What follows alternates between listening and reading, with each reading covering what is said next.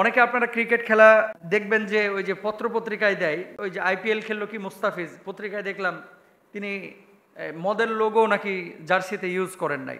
প্রশংসার দাবি রাখে এই ধরনের সিদ্ধান্তগুলো। মঈন আলী, তিনিও নাকি মদের লোগো ব্যবহার করেন নাই। এখন এই যে সিকান্দার রাজা যেই কাজটা করেছে, এটা অবশ্যই প্রশংসার দাবি রাখে। এবং তিনি যদি ফিলিস্তিনকে ভালোবেসে বা মুসলমানদেরকে ভালোবেসে এই মানে এই কোকটাকে যদি এখানে সরায় দেন বয়কটের সমর্থন জানিয়ে, তাহলে অবশ্যই এক্ষেত্রে সওয়াব তিনি পাবেন। কারণ কুরআনুল কারীমে আল্লাহ তাআলা বলেছেন ওয়াতাআওয়ানু আলাল বিররি ওয়াত্তাকওয়া ওয়ালা তাআওয়ানু আলাল ইসমি ওয়াল উদওয়ান। সৎ কাজের ব্যাপারে একে অপরকে সহযোগিতা করো, অসৎ কাজের ব্যাপারে কেউ কাউকে তোমরা সহযোগিতা করো না। প্রথম যে অংশটা আমাদের এই ভাই প্রশ্নটি করেছিলেন, এই যে গরম চলতেছে, যে সমস্ত দোকানগুলোতে বাংলাদেশি ড্রিঙ্কস ছাড়া অন্যান্য এই যে এই ড্রিঙ্কসগুলো, আমি ওই ড্রিঙ্কসগুলোর নাম নিয়ে আবার তাদেরকে ব্র্যান্ডিং করতে যাচ্ছি না, যেই মুসলমানরা এই যে রোদের প্রখরতায় কষ্ট পেয়ে আপনারা ড্রিঙ্কস করছেন অথবা আপনারা এই কোল্ড ড্রিঙ্কস গিলছেন, পেটের মধ্যে দিচ্ছেন, উদরপূর্তি করছেন, আমার কাছে মনে হয় যে এই ধরনের পণ্যগুলো যারা গ্রহণ করছেন তারা আমাদের মুসলমানদের সাথে গাদ্দারি বেইমানি করছেন। আপনার ছেলে, ছোট ছেলে, ধরেন আপনার ছেলের বয়স 4 বছর বা 5 বছর, এই ছেলেটাকে আপনি যেমন ভালোবাসেন, একজন ফিলিস্তিনি বাবা তার ছেলেটাকে তেমনই ভালোবাসে।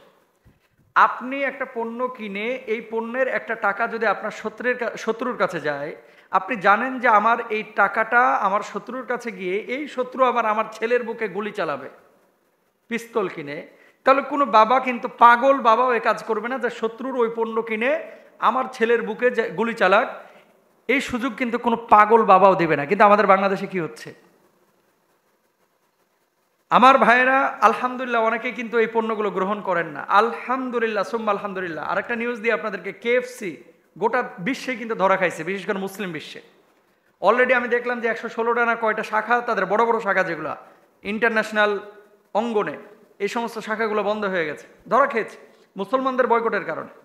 এখন আপনি আপনার ইমানি দায়িত্ব পালন করছেন কিনা, আপনি ইমানি দায়িত্ব পালন করছেন কিনা? ভাই অবলিক পণ্য আছে, কেন আপনি গ্রহণ করতে যাচ্ছেন? আপনি ওই ডিটারজেন্ট পাউডার খুঁজতে গেছেন বাজারে, আপনি দেখছেন এখানে বাংলাদেশি পণ্য আছে ডিটারজেন্ট পাউডার, তা আপনি সেটা গ্রহণ করেন, ওটা গ্রহণ করছেন না কেন? আপনি বাংলাদেশি পণ্য গ্রহণ না করে যদি ওদের পণ্য গ্রহণ করেন, জানতে হবে যে ইসরায়েলকে আপনি পরোক্ষভাবে সহযোগিতা করছেন, প্রত্যক্ষভাবে সহযোগিতা করছেন। এটা মুমিনের উচিত না ভাই।